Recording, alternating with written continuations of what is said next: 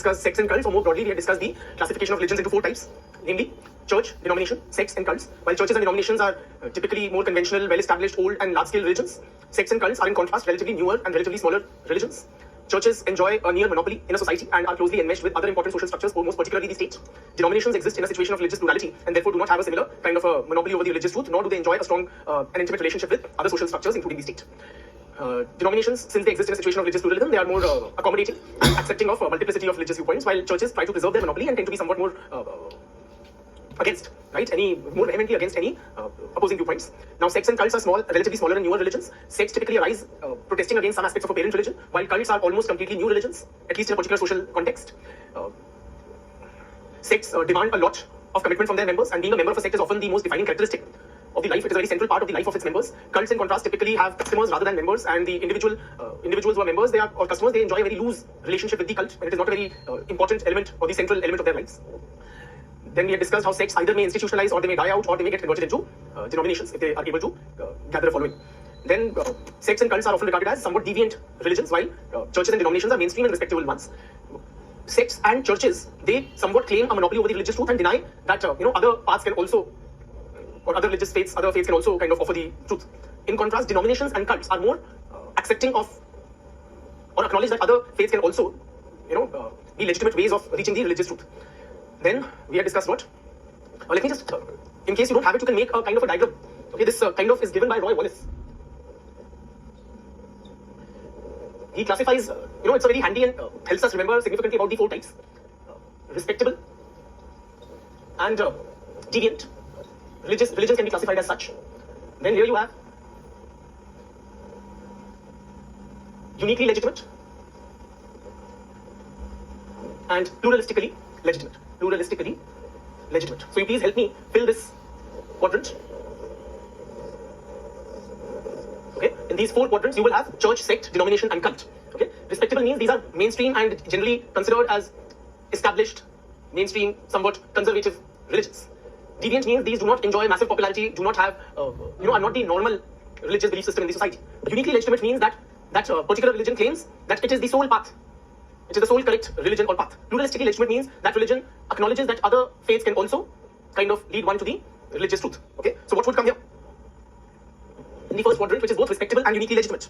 Yes, it is church. What is respectable and pluralistically legitimate? Here. Respectable and pluralistically legitimate. It will be denomination. What is deviant and uniquely legitimate? That would be sect. And deviant and pluralistically legitimate would be cult. Okay, so that helps us capture the essence of this classification of religions. And it is also easy to depict in the answer sheet. So that is that. What else? Yeah. Then moving ahead, we had discussed the reasons for the growth of sects and cults. We had talked about the how these are typically, they become popular during periods of rapid social change. How, as Weber suggests, it is the marginalized sections of society who get attracted towards these groups. However, the attraction of the middle class or the not so seemingly deprived sections can be explained using the concept of relative deprivation. Right? We had talked about the role of technology in enabling various sects and cults to reach out to a niche kind of an audience. Right? So that was that. Then we had discussed monism and pluralism. Monism means what? That all things are one. Right? That everything, all of reality there is a singular, omnipresent reality. Like in Advaita Vedanta, it is called Brahma. Brahma is eternal, timeless, ageless, all-encompassing, omnipresent. Kind of an eternal truth. Okay? I am Brahma, you are Brahma, all this is Brahma. Okay? That is the essence of this philosophy of monism. Dualism, or what do you call? Pluralism means that there are different things, right? So there are different elements, and its most clear exposition is in Christian philosophy, which contends that, which is a dualistic philosophy, which holds that the creator and the creation are two separate things, right? They cannot be merged. There is an unbridgeable gap between the two. So these pluralistic philosophies, they see a kind of an wide chasm between and a clear distinction between the realm of the natural, the supernatural, the eternal, the temporal, right? This world and the other world. Chali. And then we had discussed what? We had started discussing social stratification, which means that there are social groups arranged vertically one above the other in terms of different amounts of power, prestige, and wealth that their members possess. We had discussed we had touched upon various forms of stratification such as caste, class, gender, race, and ethnicity. We had just mentioned them. We had talked about how members of a strata may develop or may share similar elements of a similar lifestyle or some shared interest. They may develop a self-identification as members of that strata. They may, develop a subculture which is unique to their strata. Then we had discussed the functional theory of stratification, which suggests that social stratification is universal, inevitable, and functional for the society. Popular exponents of the functional theory of stratification are Talcott Parsons and Kingsley Davis and Wilbert Moore. So, jumping straight to Davis and Moore's theory, they contend that social stratification enables effective role allocation and performance, which is a functional prerequisite in every society. Every society has it, and Why it has? Because it performs this vital functional prerequisite. It ensures that members of the society are motivated to perform various roles. The functionally more important roles, they are able to draw talent or attract those people who have the requisite skill sets. It ensures integration and cohesion in the society. It ensures that people are doing their tasks diligently. It also ensures that the long training periods or preparatory periods which people occupying the functionally important roles undergo, that they are adequately compensated for those long training periods. So that was the functional theory of social stratification. Yeah? So now let us try to appreciate this functional theory in some greater detail. Do you agree? Are you in agreement with the functional perspective of social stratification, friends? Are you in broad agreement? You can't get away by saying yes, that's the whole thing. Okay, otherwise how do you critique any theory? You must disagree and tell me why. Okay, so we do disagree. That's our default setting. Now tell me why. Where does it seem to err? To not have its logic or explanation right?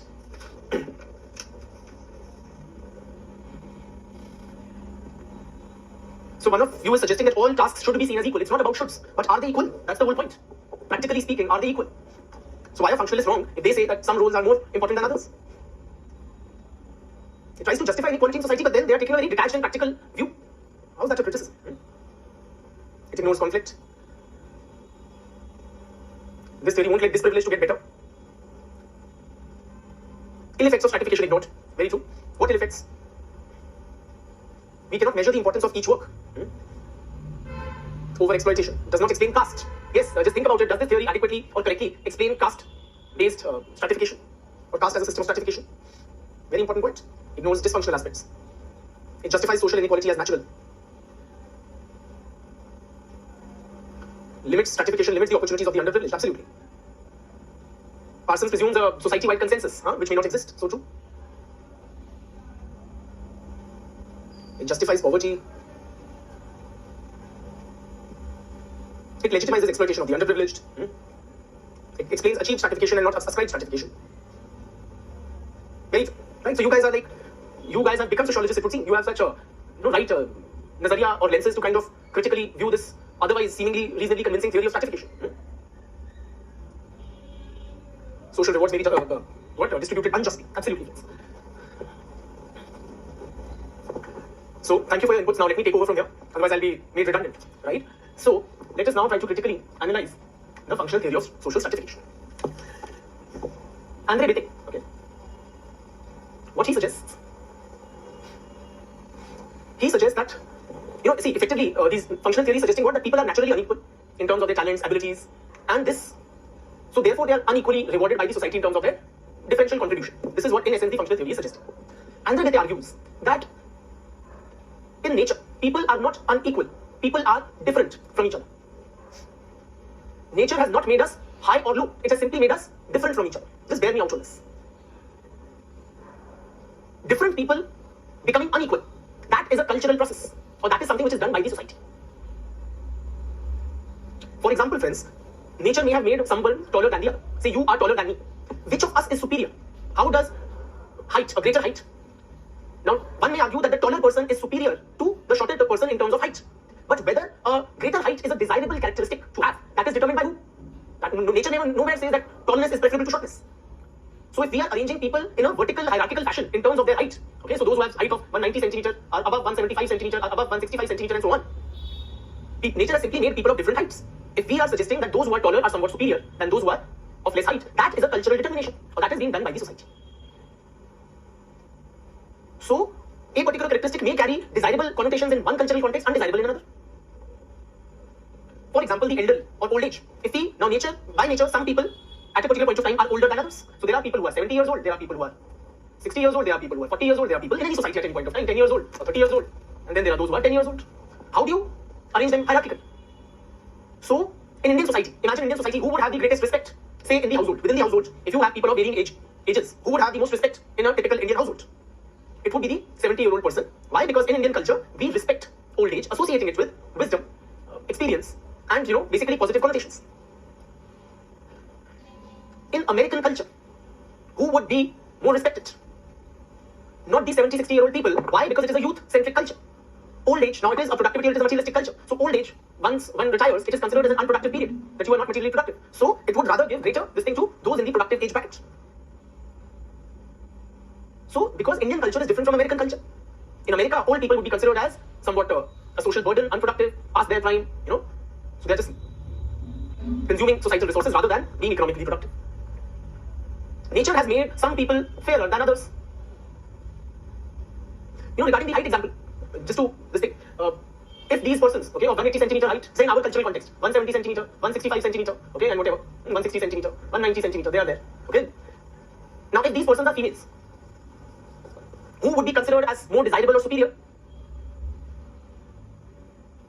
So possibly not somebody who is very, very tall. Why? Because in this culture, very tall women are not somehow considered as the most desirable, attractive, or superior in the sense of beauty. As it is, there's this common saying, beauty lies in the eyes of the beholder, right? So perhaps somebody in this height bracket or this one, right, would be more preferable than who is very tall. And marriage market will be a good barometer for judgment of that. Likewise, some people have been made fairer, while others have been made dark-skinned by nature.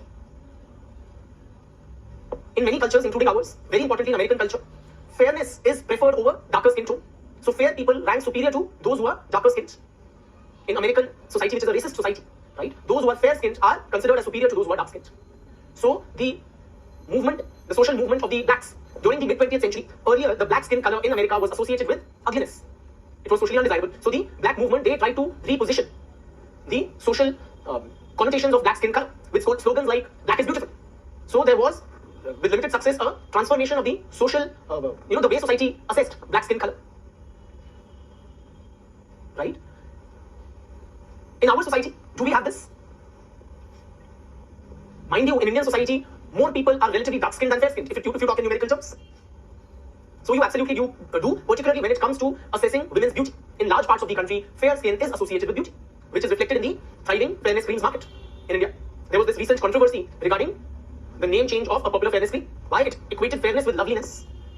Okay? So should that be considered as the ticket to success? And the ads would depict everything, that if the girl is dark-skinned, then she's insecure and underconfident and unsuccessful, and once she applies the cream for several months, that's her ticket to beauty and success and greater confidence. Right? So, point is, friends, that nature has made us different. That is the essence of Andrew Gate's argument. Nature has made people different. Societies rank natural attributes as desirable and undesirable, thereby converting these differences into a hierarchy or inequality. Secondly, friends, the argument of Rousseau, the intellectual fountainhead of the French Revolution. Rousseau, several centuries ago, he suggested that natural inequalities, what he termed as physical inequalities, okay, between persons are there, no doubt, but they are not very significant, or they are not, determining factor. They are relatively small and they are relatively unimportant. It is socially created inequalities which become the major basis for the distribution of social rewards.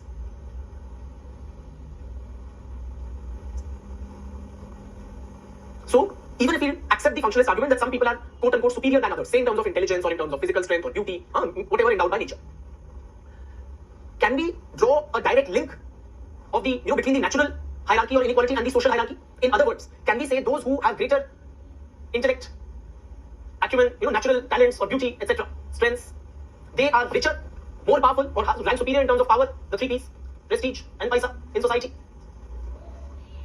Simply put, friends, do you think that Mukesh Ambani and Rahul Gandhi, they are the naturally most gifted with entrepreneurial skill, business acumen and political acumen respectively?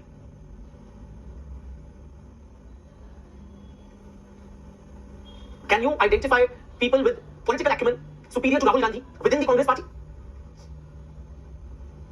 Clearly. So point is, friends, these persons, they do not necessarily, their superior position in society is not justified by any claims to natural superiority or being naturally more gifted or endowed with greater talent, intellect, etc. It is simply due to the accident of their birth, because Rahul Gandhi was born in the Gandhi Parivar and Mukesh Ambani was born to Dhirubhai Ambani. Right? So point is, friends, natural inequalities, even if they exist, they do not necessarily translate into social inequalities. There is this very important factor of inheritance. People inherit wealth. Likewise, people inherit poverty.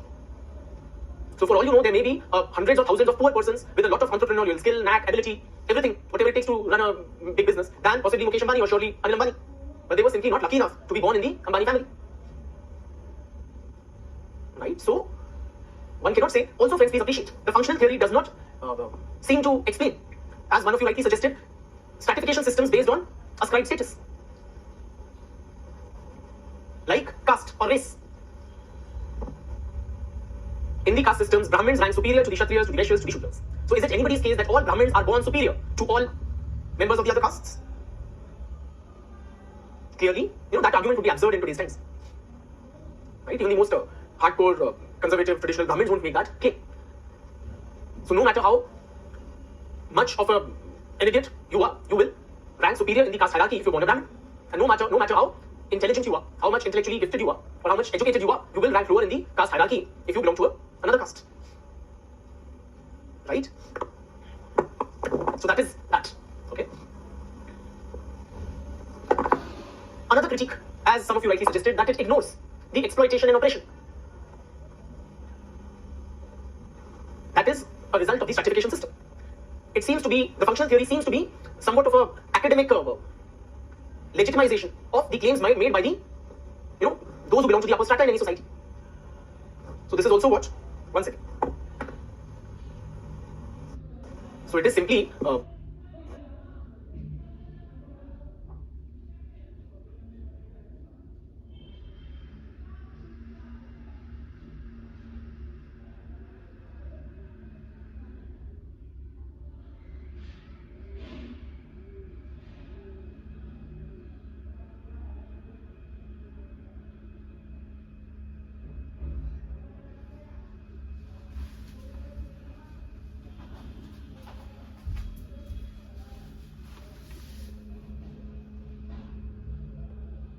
caste or race. Any classical rank superior to the Kshatriyas, to the Vaishyas, to the Shudras. Is it anybody's case that all Brahmins are born superior to all members of the other castes? Clearly, that argument would be absurd in today's times. Right? Even the most hardcore, conservative claims made by the, those who belong to the upper strata in any society. So this is also what? One second.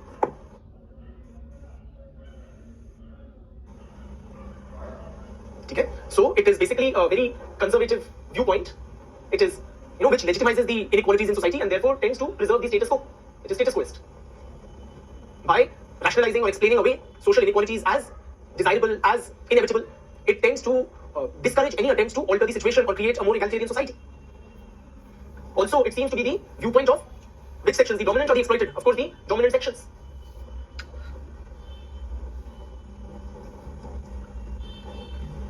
Right? So it does not do full justice to its analysis of social stratification, ignoring many dysfunctional or negative aspects of these systems.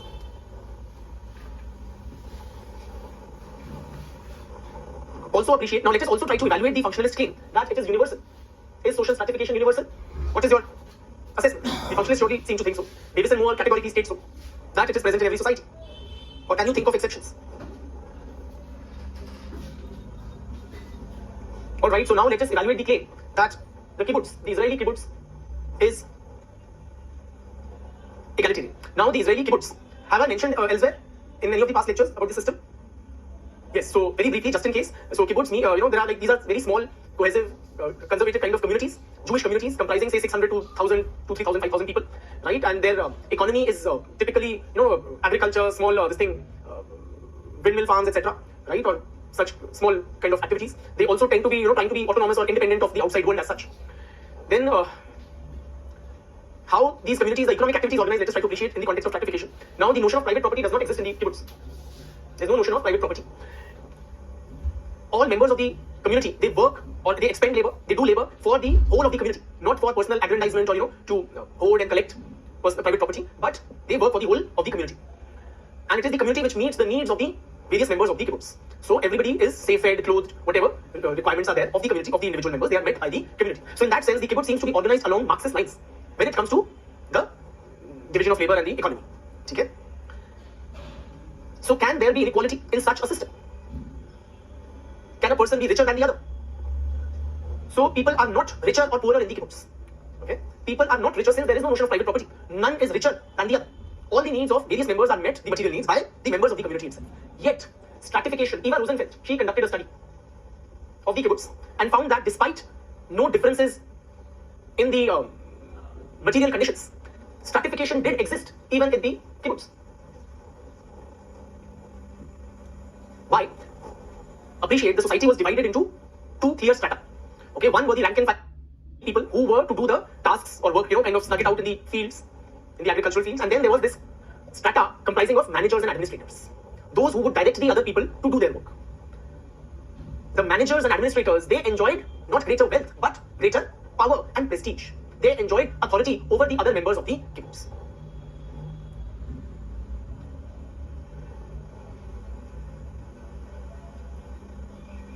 So this seems to be a very important kind of a revelation, friends, that even if we abolish inequalities of wealth, perhaps inequalities of power and prestige are inevitable in any society. And this system was necessary. Why did managers have greater authority than the ordinary persons? Simply because they had to get work done by them. If they were not given greater authority or prestige, then the ordinary persons would not listen to them. So in any society, we need people to coordinate their tasks for the fulfillment of various economic activities. So coordination of tasks requires that some people would have to guide, manage, or tell others how to perform their tasks. So that very basic social requirement in collective economic activity necessitates differences in power and prestige at the least, if not wealth.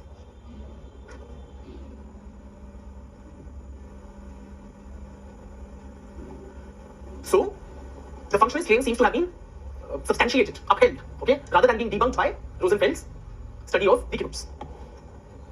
Let us look at another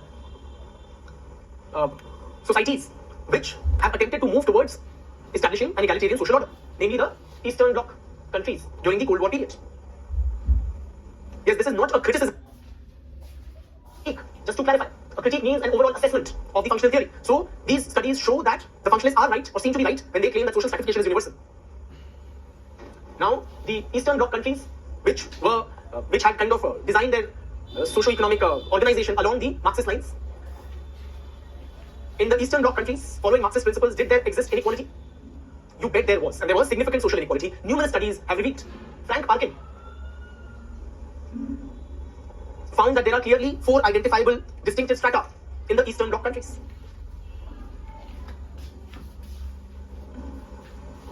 Milovan Jilas, he makes a very interesting point. He says a new class rules in the Eastern Bloc, which is more exploitative than the bourgeois in the West. The Eastern Bloc countries during the Cold War were ruled by a new class which was more exploitative than the bourgeois in capitalist societies.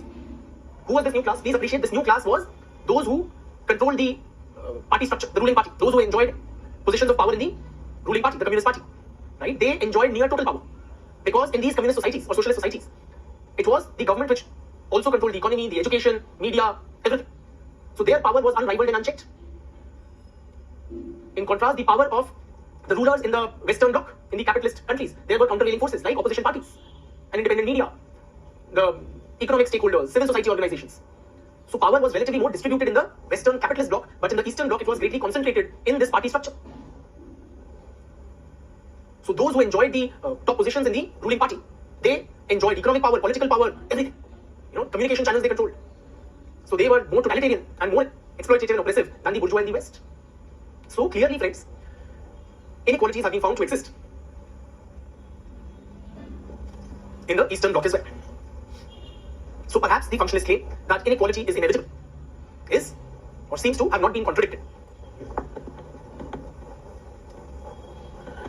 A very detailed and systematic critique of the functionalist theory of stratification has been developed by Sri Melvin Tune. Important from the exam point of view, it has been asked directly in the past papers. Not mentioned in syllabus, but important from the exam point of view. So Tuman criticizes Davis and Moore's theory, very, very minutely, point by point. If you permit me a bit of Hindi, ये उनकी theory की literally धज्जियां उड़ा देते हैं. He kind of de-threads, unthreads. It makes kind of their whole theory, he unravels it. So Davis and Moore, they argue that some social positions or some social roles are functionally more important than the others. Right? Tuman contends that there is no objective way of determining the functional importance of different jobs. We cannot clearly state which social roles are more functionally important than the others. In fact, what happens many times, those roles which are more rewarded, we take them to be more important because they are better rewarded. You tell me, friends, how do you compare? There are so many social roles. How do you compare? So whose role is more important? That of a soldier fighting on the border, or that of an auditor who is auditing the books of a multinational corporation? It's literally like comparing apples with oranges. Right? Even within a hierarchy, how do you determine? For example, whose role is more functionally important? That of a primary school teacher or the role of a university teacher? And between these two, now both of them function in the education system. Who is more highly rewarded? Primary school teacher or university teacher? In terms of prestige, paisa, power. Clearly, the university teacher is more highly rewarded by the society. At the least, he makes far more money. And in the society, he also enjoys greater respect, prestige than the primary school teacher. But can we for sure say that his role is functionally more important for the society than those who teach tiny jobs? We really can't say. One perspective can be yes. Why? Because he's preparing people for the job market, right? And imbibing superior, more complex skills. He's kind of imparting to the he's dealing with more grown-up children or persons, right? Imparting more complex knowledge or superior skills than the primary school teacher who's merely looking after little children. How tough can that be? But another way of looking at it could be that those primary school years, they are very, very formative, right? They literally determine the personality or to significantly contribute to shaping the personality of the future citizens of the country, and so on and so forth. So primary school teachers leave an indelible mark on the psyche and the personality development of the children. The foundation or base is created during primary school. So we really can't say. Tell me, friends, is the role of the Prime Minister more important or that of a speaker? So one intuitive thing is, of course, this is a no-brainer. It is, of course, the Prime Minister who is doing a more important task. At the very least, it requires much greater skills, right? Greater political acumen, carrying so many people along, public and parliamentarians, and dealing with opposition. The job of a speaker is relatively so much simpler. Anybody can do it, very frankly. But then again, you have the Prime Minister of this country literally picking up the broom, right? Cleanliness has a very important bearing on the health of the nation, of the people. So if you want to check diseases, if you want to ensure a more healthier populace, you require cleanliness, regular sweeping. So, point is that you cannot objectively classify certain social roles as superior.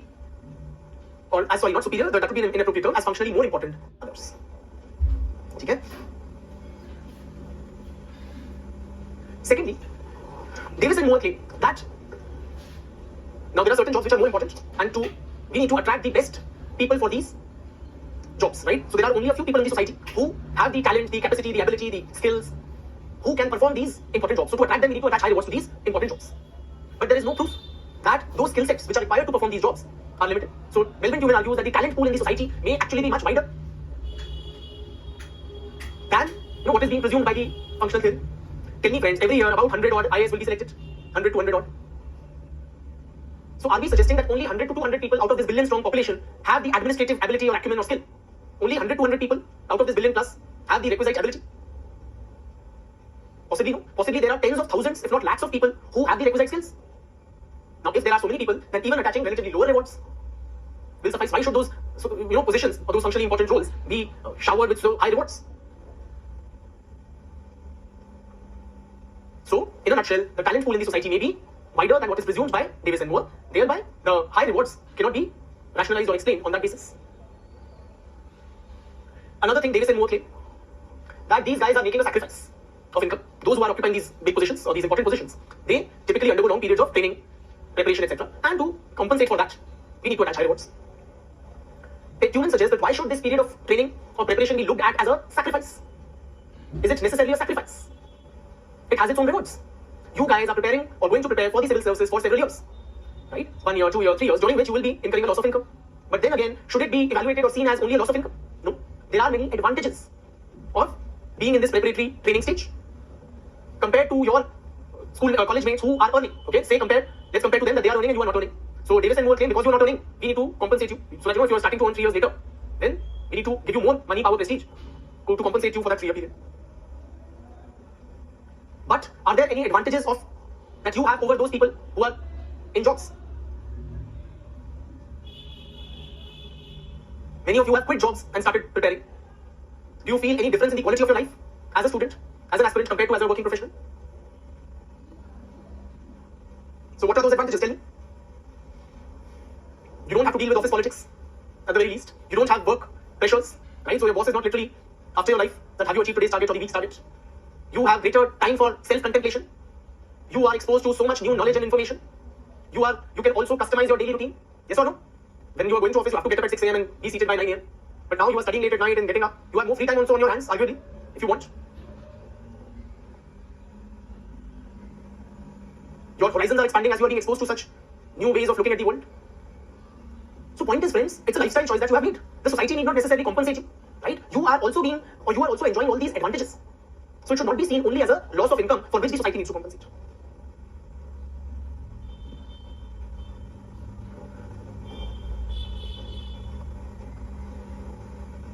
And very frankly, I know it for a fact, many of you have started preparing for UPSC, okay, the working professionals, not so much because of the power and prestige of an IS officer, but for that break which you needed from your work schedule. Yes or no? You got sick and tired of that office politics or that daily target chasing and whatnot. You were like, I need a break. So this is going to be a good bahana or a good excuse for that.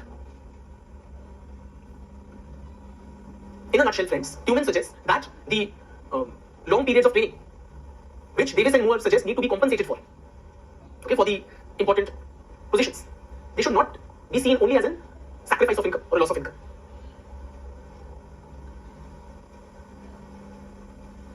Those long periods of training have advantages of their own.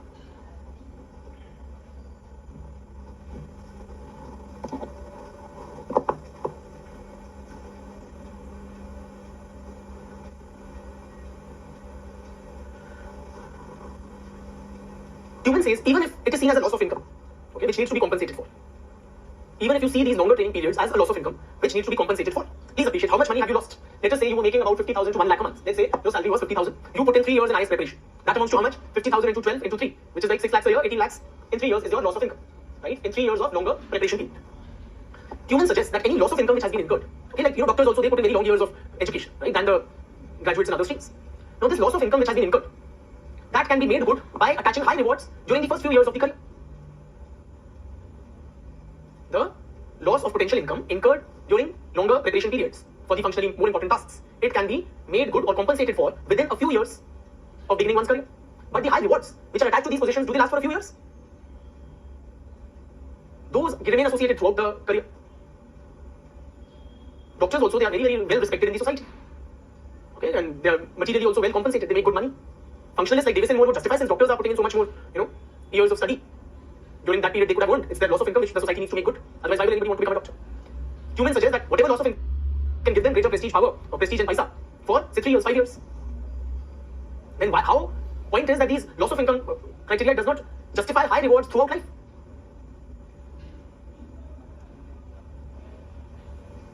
Right?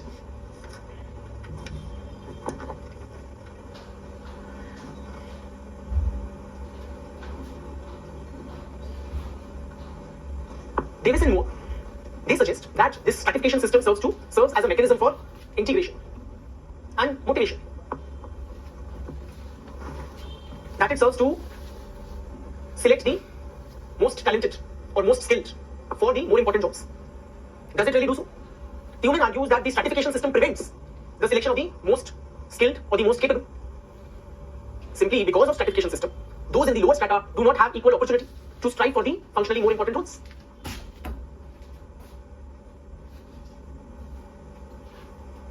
Because of stratification, I repeat, those in the lower strata do not have equal opportunity to compete for the most rewarded occupations or roles. So the best cannot be selected. Let us say you become an IS officer, right? Does that mean, and you are here, right? You coming from presumably a middle class or upper middle class background. And then there is a person coming from a poor household, say the son of a poor farmer or a rickshaw puller, okay, who has better capabilities than you, or he possibly has better administrative acumen than you, but he will not be selected. You will be selected. Why? Because you can afford to not earn for 3 years and prepare, remain at it, because you are privileged, your expenses, etc. are taken care of, or you can afford to take this gamble of not earning for 3 years, and that guy cannot. So who will get selected? You can afford expensive guidance, you study in an air-conditioned environment, you have full-time running electricity or an inverter. So are we selecting the best or possibly not the best? So I repeat, because of the stratification system, those who are more privileged, they have a greater chance of success in kind of capturing the functionally more important social roles than it is for those who are in the lower strata. The lower strata, people in the lower strata do not have equal opportunity. And of course, does all merit and talent reside in the upper strata? That is nobody's argument. Not even Davis and Moore's. So point is, those people with talent, ability, skill, everything, intelligence in the lower strata, they do not have a level playing field with those in the upper strata. Who has a greater chance of becoming a doctor? Doctor is a very prized position. The son of doctor or the son of a rickshaw puller? The son of a doctor. So because he is the son of a doctor, or he comes from a privileged background, even if he is less competent or able, he will become doctor. So we are not able to create this meritocratic society, which Davis and Moore claim. Because of stratification, opportunities are unevenly distributed in the society.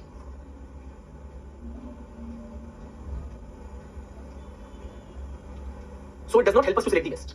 It prevents us from selecting, us meaning the society, from selecting the best. Nextly, Davis and Moore suggest that it serves to motivate people, right? Because we have attached very high rewards to the position of IAS, everybody will be motivated and will be able to select. Tuman suggests, on the other hand, those in the lower strata, they will be demotivated because of the stratification system. They will feel that those high positions are out of bounds for them. So it will discourage them from striving for the highly rewarded positions. So rather than motivating, it serves as a demotivating device or mechanism in the society.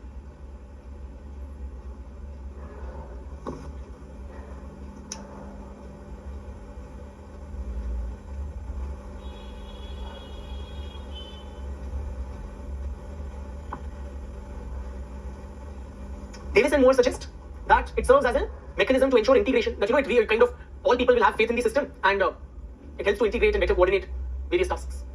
Tuman, on the other hand, contends that it serves to it is more disintegrated than integrated. It does not serve to integrate. Rather, it is a disintegrative force. Particularly those in the lower strata, they will never be able to trust the system. Why? Because it has not been able to give them equal opportunity. So they will always be distrustful of the society. Their commitment to the shared values, the common goals of the society will be lesser than those who are more privileged. That is why you see so many people in the lower strata committing crimes. Because they consider that the society has dealt them a raw deal. It has been unfair to them, unjust to them. So it's a disintegrative force. Absolutely. Several of you are, giving the example of Naxals. That is why the Naxal movement has gained such popularity in India. So the people feel that they have been dealt a raw deal, that the Indian state, the society as a whole has been very unfair to them. So they are destabilizing the system by taking to guns.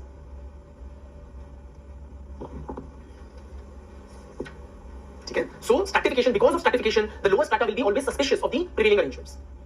It will generate suspicion, mistrust, antagonism in society rather than being as a source of integration. Right? This is the functional theory of social stratification. Okay, and its criticism by Melvin Jr. Moving on to the other theory, which is Marxist theory of social stratification.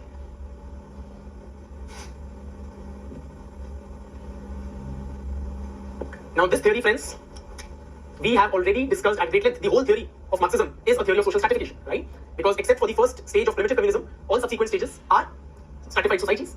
A very quick recap. So I'm not going to teach this, only a very quick recap, right? All societies since the emergence of private property are stratified into two main antagonistic classes, the haves and the have-nots. The relationship between them is one of interdependence as well as conflict. And it is because of this ever-present conflict between the conflicts of interest between the two main classes that a class struggle takes place. And with improvements in technology, society moves from one historical epoch to another. The haves, and particularly in capitalist society, the haves or the bourgeois, right? They are exploiting and oppressing and dominating the have-nots or the proletariat. As capitalism advances, certain social processes will take place.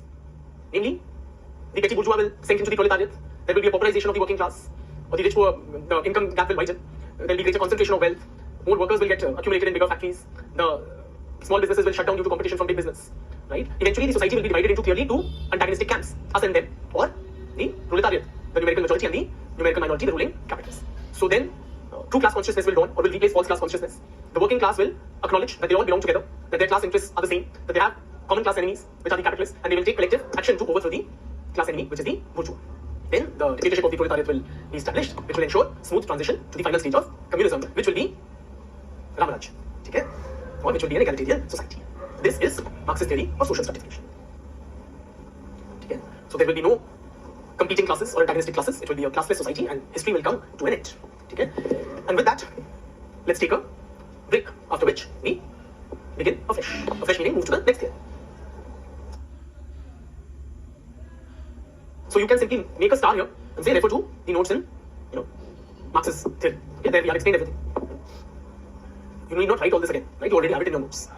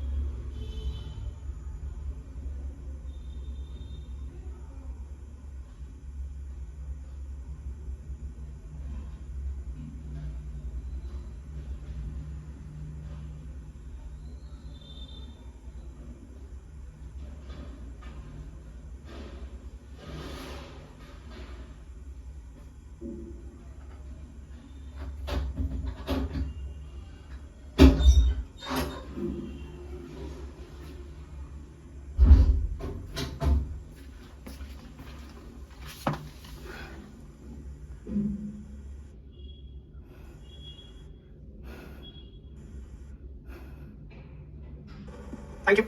Chali. Now we come to the next theory of social stratification, which is which theory? It's another stalwart, the Weberian theory of social stratification. Weber's analysis of stratification, friends, stands in stark contrast with the Marxist theory of social stratification. While analyzing modern industrial capitalism, Weber seems to be literally shadowboxing with the ghost of Karl Marx, right? So, even in the UPSC exam, it has been frequently asked that you compare the views on stratification of Marx and Weber, right? So, we will be using that template. We will be taking Marx's position on various aspects as the starting point and see how Weber differs from him on those in his analysis of those aspects. Okay? Now, like Marx, please appreciate, Weber was also analyzing the modern industrial capitalist society, but his analysis was starkly different from Marx's. If Marx saw how many classes in modern industrial capitalist society? For Marx, there are primarily two social classes, which is the bourgeois and the proletariat. In contrast, Weber contends or views there are four major classes in industrial capitalist society, namely the propertied upper class, white collar workers, petty bourgeois, and the industrial working class. I repeat, for Marx there are two main classes, the bourgeois and the proletariat. For Weber there are four, namely the propertied upper class, the white collar workers, the petty bourgeois, and the manual working class. Why? Why does Marx see only two classes while Weber sees four in near about the same society? Because, friends, they define class differently. For both of them, class means separate things. For Marx, what is class? What is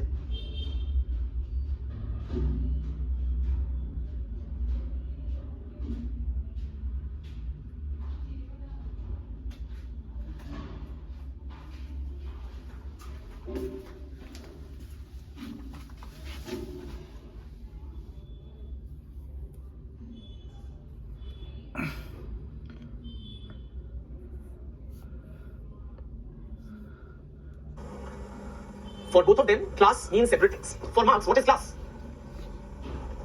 What is Marx in the Marxist sense? Who constitute one class? One's class position in Marxism is determined by one's relationship with the means of production. Those who own the means of production constitute one class. Those who do not own the means of production constitute another class.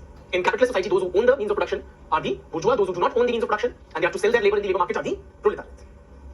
Okay? So it is one's relationship of ownership or non-ownership with the means of production which determines one's class position in Marxism.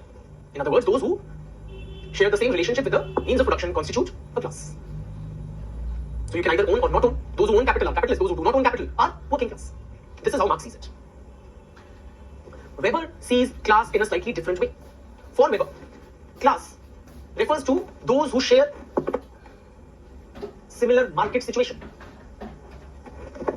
Those who share similar market situation. Market situation means what? What you offer to the market and what you can hope to get from it. That is one's market situation. So why Weber sees four classes? According to him, the propertied upper class, the white collar workers, the petty bourgeois, and the manual working class. They bring different things to the market and thereby receive different rewards from the market. Now, this concept is important. It is from the exam point of view as well. What do the propertied upper class offer to the market? What does the capitalist bring to the economic system? What is his contribution? He brings capital and land, right? What does he receive from the market? In return for contributing capital and land to the economy, what does he receive? He receives profits and rental income, right? The white collar workers. White collar workers refers to the those engaged in non-manual jobs.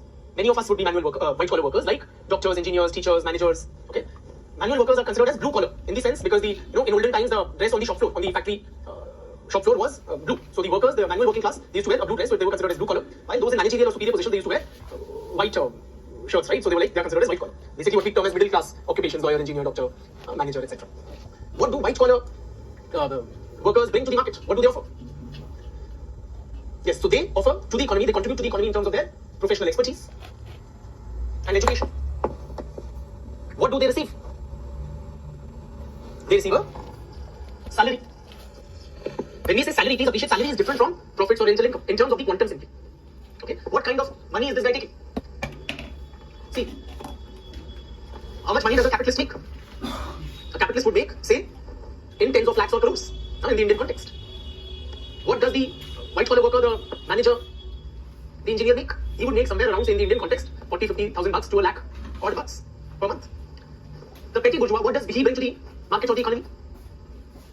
He brings small capital, right? Or a very humble kind of an investment he makes, and his own labor plus family labor. And what does he receive from the market? He receives small profits, which would be of the order of, say, 10,000, 30,000 kind of money. Imagine the neighborhood uncle running his store in your street. What about the manual worker? What does he offer to the market? He offers his manual labor. And what does he receive in return? He receives wages, which would be of the order of, say, in the Indian context, 8 to 15,000 bucks a month. So one's class position depends on one's market. Please appreciate, for Marx, there's no difference between the white collar worker and the manual worker. Since both are non-owners of capital, he would club them together. That both are dependent on the bourgeois, or those who own capital. But Weber makes a distinction between them. Why? Because Weber says there, the market situation is vastly different. One's market situation affects, I'm using this case for Weber only. Okay. One's market situation affects one's life chances. One's life chances are affected by one's market situation. Life chances means your ability to procure those things from the market which are considered as desirable in the society. Simply things money can buy. So their life chances are vastly different of these four categories of people. Say, if in the society education is valued, what kind of an education would these kind of people obtain or have? Where would the son of an industrialist go, of a Birla or a Tata? For education, he would go to the Ivy League colleges, exotic this thing, Stanford, etc. Right? Where would the child of the white collar worker study? Many of you would have studied there.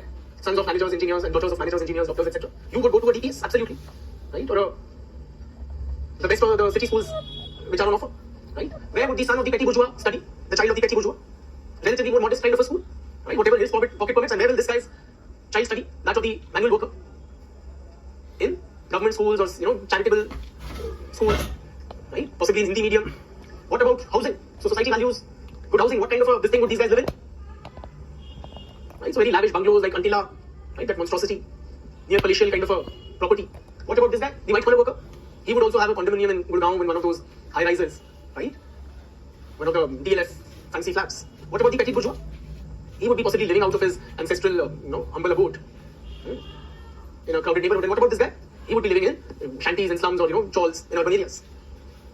Are you with me? So, say if the society values leisurely activities or holiday, where would this guy go for holidays? This guy would go for exotic locales in foreign countries. Where would the white collar worker go? Where would you guys go? Doctors, engineers, etc. Our ilk? We would go till Thailand or Kerala. What about the petty bourgeois? Where is his holiday? He will go to the nearby hill station, Kullu Manali or Vaishno Devi, absolutely. And what about the manual worker? He will possibly go back to his village to spend time with the family, or will be found drunk in the nearest this thing. So point is, the kind of life people of these four classes lead are vastly different from each other because they make different amounts of money. They have different offerings to make to the economy based on which they are rewarded differently from the economy. The life chances, the money earned between a white collar worker and a manual worker is vastly different. If you're earning 1 lakh rupees a month in India compared to if you're earning 10,000, it makes the world of a difference, Weber would argue. So you cannot club them together. They have different market situations because of which they have different life chances. Are you with me, meaning with Weber on this?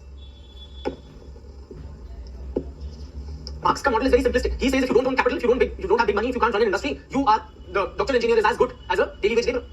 Weber argues otherwise. That sorry Marx, we can't club them together. Their lives are vastly different. So they constitute separate classes. Okay? Chaliye, moving on. Yeah, Marx would make the white collar strata people amongst us feel very somewhat inferior by clubbing us with the manual workers. We've always had that sense that we are somewhere superior. Right? Weber acknowledges that. He himself possibly coming from that bureaucratic background. Chaliye. Another difference, friends, would be that Marx contended that as capitalism advances, the petty bourgeois will sink into the proletariat. The petty bourgeois will not be able to withstand competition from big businesses and it will eventually sink into the proletariat. And the society will be now clearly polarized between this very small numerical minority privileged people and the vast majority who are the toiling masses. Now Weber partially agrees with Marx. He also thinks that in advanced capitalism, small businesses will be forced to shut down. Small businesses will be forced to shut down.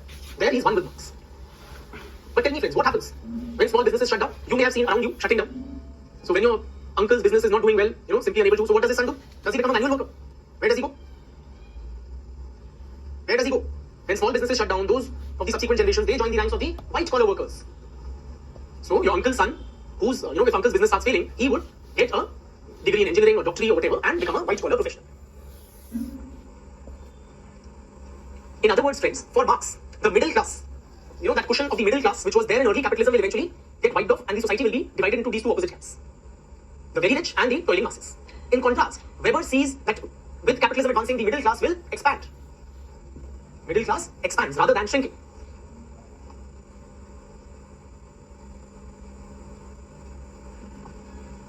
Particularly with bureaucratization, rationalization, more and more people are required for white collar occupations, right? Also appreciate, friends, Marx contended that the proletariat revolution is, what are the chances of proletariat revolution according to Marx? Tell me, what are the chances of the occurrence of the proletariat revolution according to Karl Marx? Absolutely 100%. It is inevitable, it is bound to happen. It was Marx's scientific prediction. So there are certain social processes underway in capitalism which will create the conditions for the, create conditions which will make the proletariat revolution inevitable. Weber, however, is of the view that the proletariat revolution is only one of the many possibilities in advanced capitalist society. It simply may or may not happen. There is no guarantee that it will. Marx contends that working class discontent will eventually erupt in the form of this violent revolution. Weber, on the other hand, suggests that the working class may express its discontent in a variety of other ways. For example, they may work slow, not give their best, most productive output. They may go on a strike. They may start taking more days off. They may carry out a public procession. They may, there is this legend that in Japan the work culture is such that when the workers are dissatisfied how they express, they start producing more rather than less. Point is, friends, that the proletariat revolution, according to Weber, is only one of the many and also a distinct possibility in capitalism. It is not inevitable as Marx claims. A disgruntled worker may express his dissatisfaction in a variety of other ways. It is not inevitable that they will arise in this violent upsurge against the bourgeois. And what does history tell us? Who has been more right? At least till now. Right? So the proletariat revolution hasn't occurred. Die-hard Marxists will tell you, hoga. It will happen. Things are moving in that way, but it hasn't till now. Another important, take a minute to wrap up whatever has been discussed till now, then I proceed.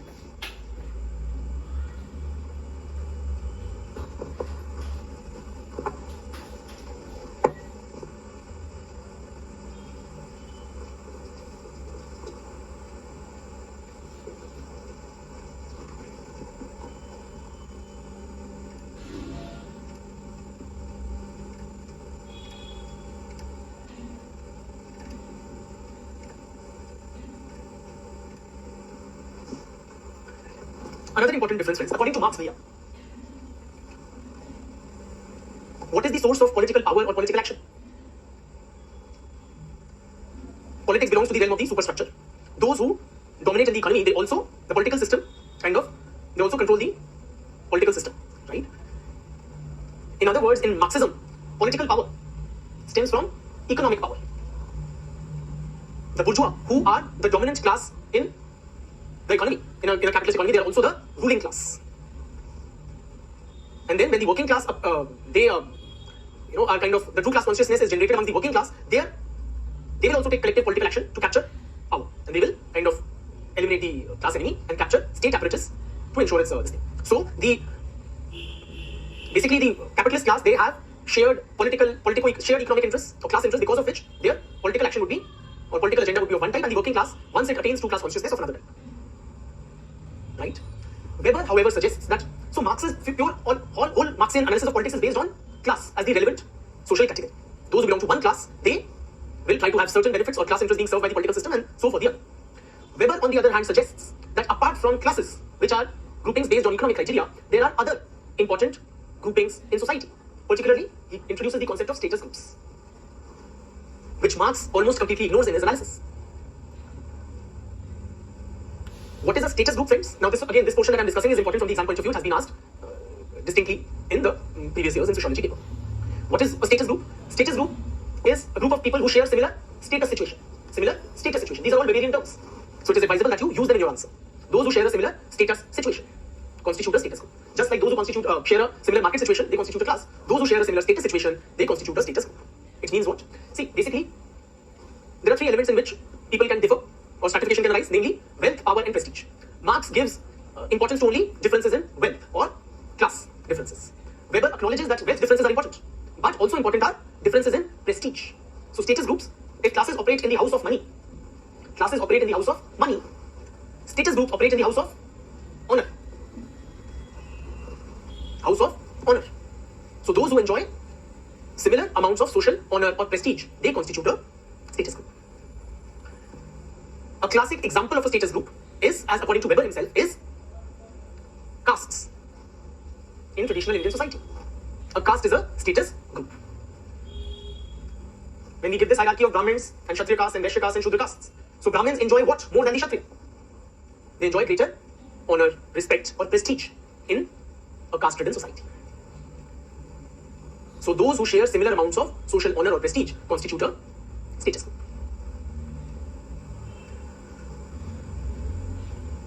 Now, one's market situation determines one's life chances. One's status situation determines one's lifestyle. One's lifestyle.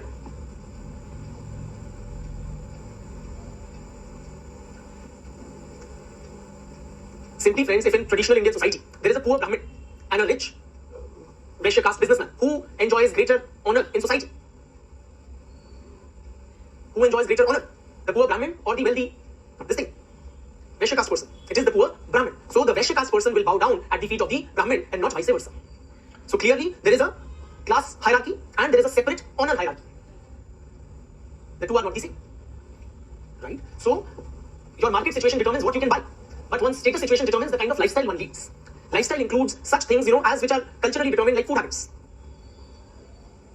or kinds of dress we wear. So, for example, there is a particular type of food which would be cooked in Brahminical households, in Brahmin households, which would be very different from the kind of foods which are eaten, say, in a Dalit household. That is an element of lifestyle. Brahmins would perform certain daily rituals along with the daily bath, which a lower caste person may not. The Brahmin may conduct the sacred thread ceremony or make offerings to the deity, which a lower caste person may not. These are elements of lifestyle determined by the subculture of people belonging to that strata. A very important element. Now please appreciate, friends, those who constitute a status group and share a similar lifestyle, they typically guard against other status groups encroaching upon these elements. Meaning what? They try to ensure that the lifestyle remains with them and the others do not take those elements. And one very important way in which that is done, how do you ensure that other people do not get to know your lifestyle? It remains within the community or the status group. And how that lifestyle is reproduced generation after generation. Basically through marriage within the group. So, a Brahmin will zealously guard against his daughter or son getting married into another caste. Right? Otherwise that marriage will leak the elements of culture. So, status groups are often characterized by endogamy. Through endogamy, they try to retain their monopoly over elements of the lifestyle of that status group. They marry within the status group. A Brahmin marries who? A Brahmin. A Banya marries who? A Banya. A Rajput marries who? A Rajput, and so on and so forth. Weber suggests one may not be very clearly aware of one's class membership, but one is typically very clearly aware of one's status group membership. So identification with the status group is generally quite clear, unambiguous, or more than, say, one's identification with one's class.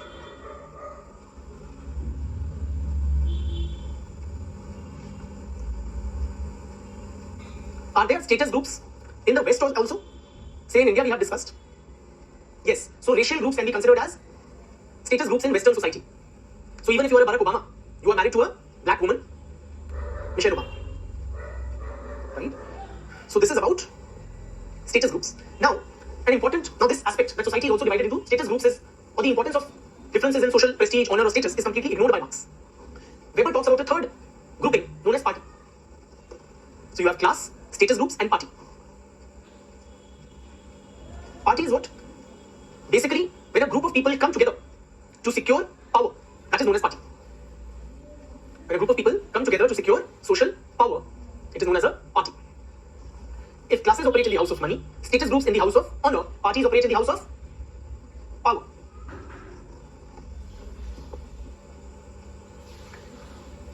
Basically, what Marx considers that collective action is determined by, or one's political position is determined by one's class position. The bourgeois will try to control the state apparatus to secure their class interest, and when the working class develop two-class consciousness, they will capture state apparatus collectively. But Weber has a much more nuanced, complex understanding of political behavior. He suggests that people may form a party or come together for the acquisition of power, either on class basis, or on status group basis, or on both or neither. In other words, parties may be based on class, Marx के हिसाब से this is the only thing. According to Marx, this is the only thing. People come together for political action based on common class interests. But Weber says it may be so, but very importantly, it may be based on status groups. For example, FICCI or Confederation of Indian Industry. Okay, these are parties in the Weberian sense. Meaning it is a group of people who have come together so that they can exert greater influence or enjoy greater power in the decision-making process. Now, FICCI and CII, these are what? Class-based parties or status group-based parties? Tell me. These are, in the Weberian analysis, these are class-based parties. These are basically bodies of Indian industrialists or the capitalist class who have come together to secure their interest. Okay, so they would petition the government, liaise with them, influence public policy, etc. So that their members benefit. Now tell me, the Bahujan Samaj Party is which party? Class-based or status group-based? It is a status group-based. It is a party of Dalits. Now, very important implication this has. When I say that FICCI, or let me say, when I say DSP is a party of Dalits, what does it mean? Which Dalit it represents? The rich Dalits, or the middle class Dalits, or the working class Dalits, or the most disprivileged of Dalits? All Dalits. It is a party of all Dalits, representing Dalits across the class divide. In other words, friends, to support the DSP agenda, the capitalist Dalit and the working class Dalit are coming together in a political project. Why? Because as Dalits, they are trying to secure power. Marx simply does not acknowledge this possibility. Likewise, friends, FICCI or CII, it represents which industrialists? Brahmin industrialists or Baniya industrialists or Dalit industrialists? All industrialists. So people can come together on the basis of class identity, irrespective or cutting across status identity. Alternatively, they can come together on the basis of, what do you call this thing? One status identity cutting across class identity or class membership. Trade unions are which type of party? Trade unions are which type of party? These are class-based parties. Why? They are trying to secure the interests of the working class. So in the trade union, the Brahmin worker and the Dalit worker will join hands against the industrialist. But in the Bahujan Samaj Party, the capitalist Dalit and the middle class Dalit and the poor Dalit will join hands against Manuvadi exploitation of the upper castes. All India Baniya Small Traders Association. All India Baniya Small Traders Association is which type of party? Both class-based and status group-based. So class being small traders, status group being Baniya. Right? So point is, friends, there can be a permutation and combination of how people come together in political action. The Bharatiya Janata Party is a party of which class and status group?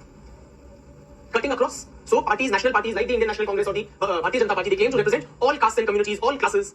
Right? So if you pick up their manifesto, they will have that this is our offering to for the Indian industrialists, this is for the workers, this is for the middle class, this is for the disprivileged caste, SCs, or possibly reservation for the forward caste, all encompassing. Okay? So point is, friends, that political action is very complex. It may cut across class categories, something which Marx does not acknowledge in his rather simplistic analysis of politics.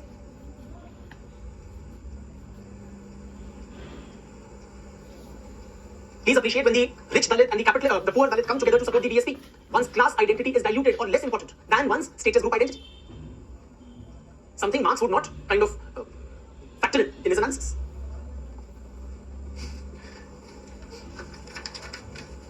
Okay, for Marx, the only relevant social grouping is class. Weber acknowledges there are significant status differences in society.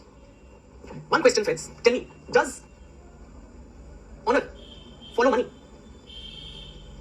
In other words, can we say those who have money also have higher status in society? Or they command greater respect, prestige in society? Can we say so?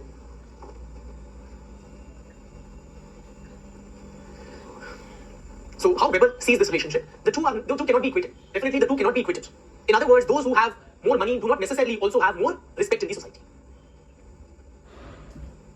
For instance, friends, if there is a crude example, but if there's a prostitute who's earned a lot of money through that profession, does she command society? Or porn stars for that matter? They don't. I know personally several, samosa sellers in Karol Bagh in Delhi, where a lot of these coaching institutes are located, who earn more than many teachers. The panwala, the samosa seller. So in monetary terms, they are superior to many teachers. So will the teacher even contemplate stopping teaching and starting a pan shop? Why? They will not. They will dread it. Why? Because they perceive they enjoy greater honor or respect in society compared to the panwala. We have the example of a poor Brahmin and a rich trader from a lower caste. So not necessarily that the two go together. However, Weber does suggest that in the long run, honor does follow money. Okay? or disreputable wealth, eventually they will also, maybe their subsequent generations, so after 5 generations, people will forget that they come from a line of, or that their long back ancestor was a prostitute, and then they would have acquired status in society as well. Okay? Chaliye. So that is the Weberian analysis of social stratification, and in stark contrast to Marx's views. Moving on. Let us now discuss the concept of social mobility. Social mobility. We have discussed 3 theories of stratification, namely functional, Marxist, and Weberian. Now, let us move on to the related topic of social mobility. What we mean by mobility, friends? Simply when people move up or down or anywhere in the stratification system, that is mobility. Please write down a standard definition. Social mobility refers to the movement of individuals or groups. Social mobility refers to the movement of individuals or groups between different positions. Within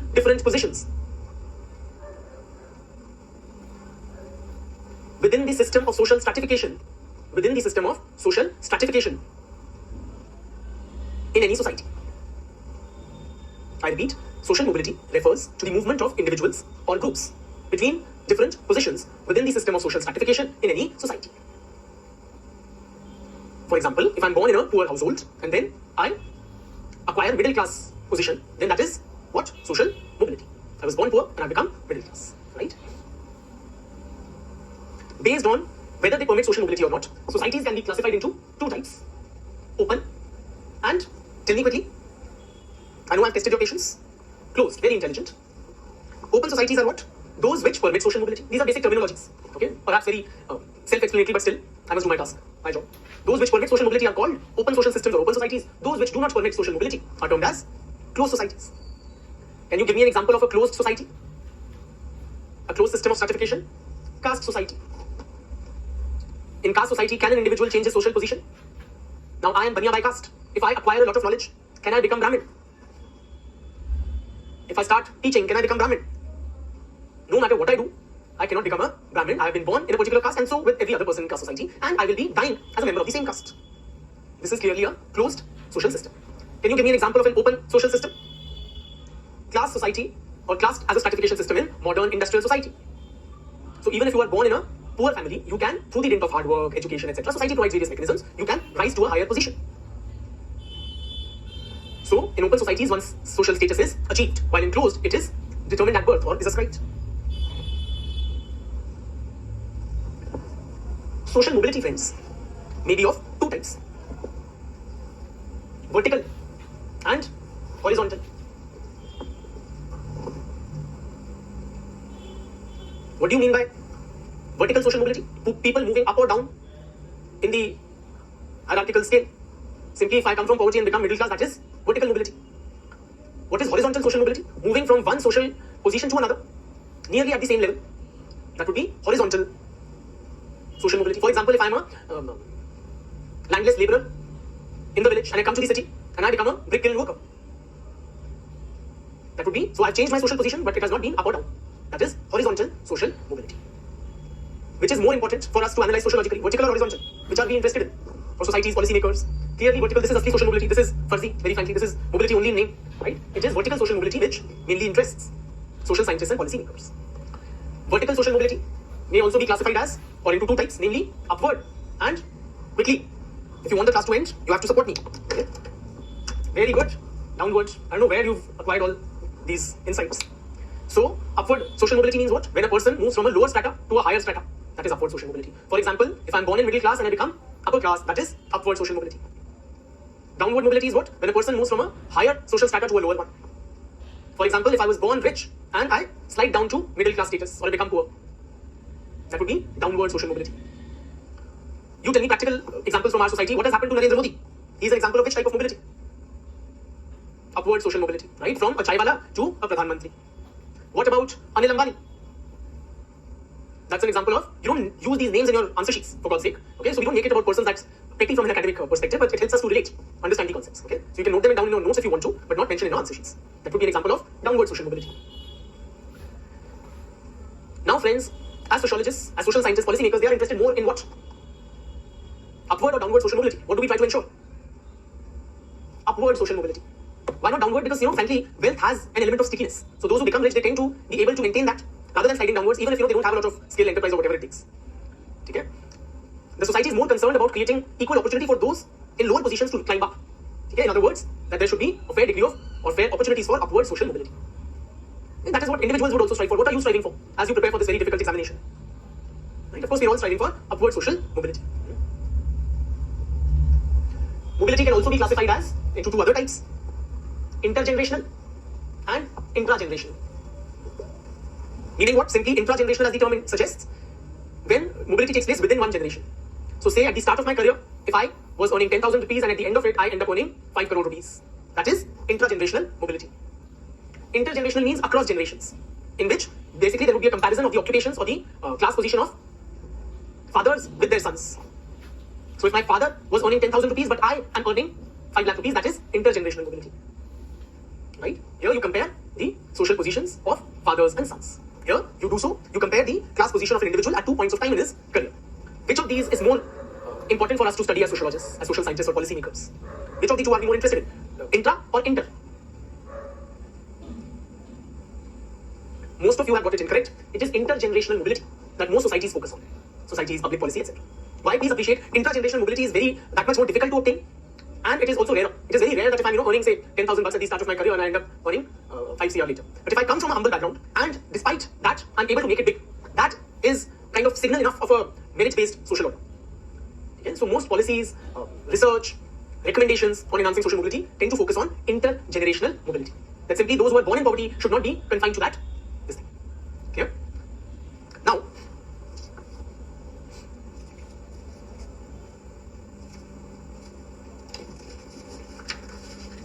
what are the sources of social mobility, or the ways in which social mobility can be enhanced? Should we have high rate of social mobility or low? Tell me first. What is desirable? Should the society have high or low rate of social mobility? Clearly, a high rate of social mobility is considered as more desirable. Why? It is an indicator of a more, greater equality of opportunity, which is considered as more fair and equitable, reasonable, just.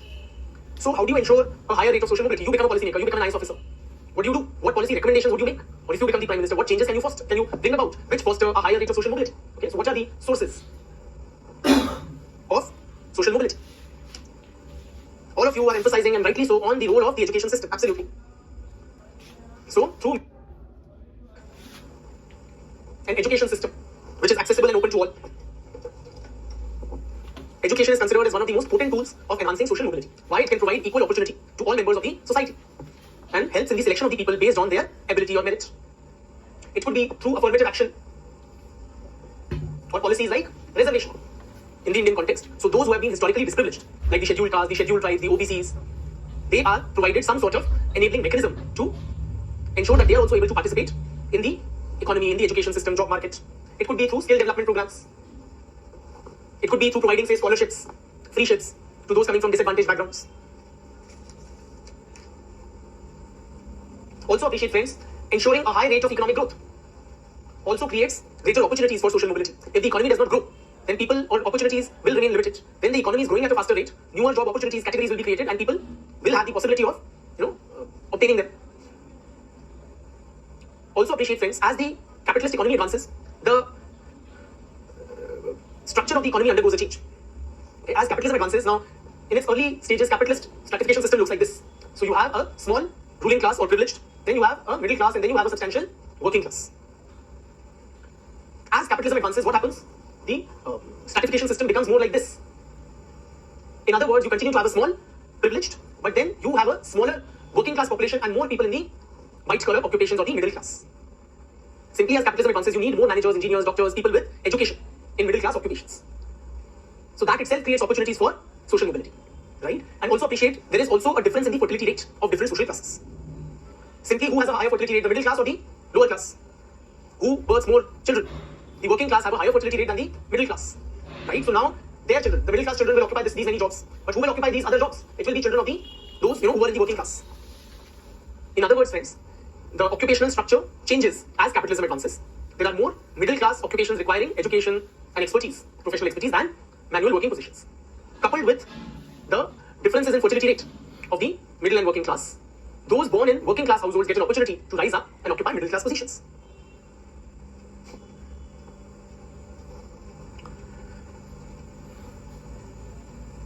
other sources of social mobility, friends. Democratization. I am repeating this for a final time. I had said, then I will come to democratization. I had discussed that as capitalism advances, more job opportunities are created at the middle income level. So the occupational structure changes from being bottom heavy to being middle heavy. Then there is a difference in fertility rates between the middle class and the working class. Middle class have typically lower fertility than the working class. So children born in working class households tend to occupy the new opportunities created in middle income occupations.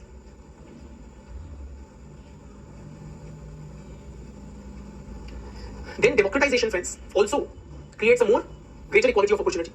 As the democratic ideal of equality permeates through the society, those from the lower strata, they start demanding greater access to opportunities. So they may launch collective movements, social movements, agitations, protests. Right?